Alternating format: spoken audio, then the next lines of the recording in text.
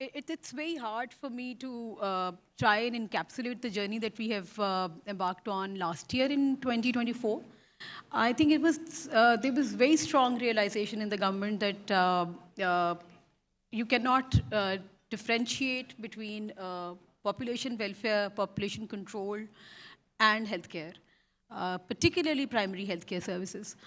So towards the end of the 2024, we were successful in a quick merger of Population Welfare Department and Primary and Secondary Healthcare Department. I think it was long awaited and it was long due to, which was much appreciated. It was not meant to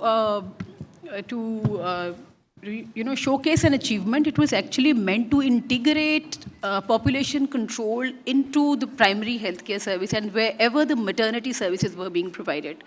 So the merger alone would not have given us any results unless we started thinking about how to increase the coverage of primary healthcare service.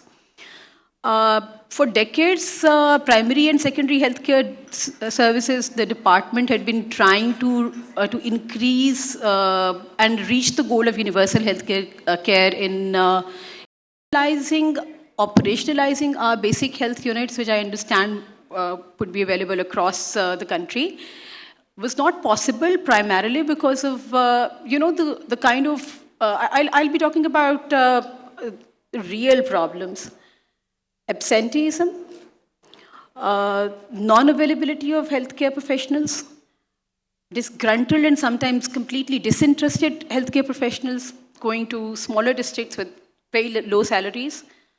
So it had to be a merger of healthcare and population welfare had to be complemented with some innovative solution for providing healthcare service in far-flung areas. So what we tried to do was outsourcing of the basic healthcare units to somebody, as we say, public-private partnership, but the model had to be designed so carefully that it yields some results. So what we did was we outsourced these hospitals, small clinics, not to the entities or to the corporate players. We outsourced these BHUs to doctors as entrepreneurs on a fee-for-service model. So the pay-for-performance guaranteed us payment against each service, which was monitored and recorded and verified in real time. So as of today, we have been successful in verifying both provision of safe birth and long-acting family planning. So family planning, short-acting as well as long-acting, was integrated and made a part of the essential package of healthcare services that were measured and were paid against. And that way, today, I think I can boast of it that we have been able to operationalize more than 2,500 basic health units and over 50 rural health centers. And the rural health center model is even more complicated and even more, I would say, prestigious as it entails engagement of consultants in the system. So I think that was one achievement that we had, and we have measurable results.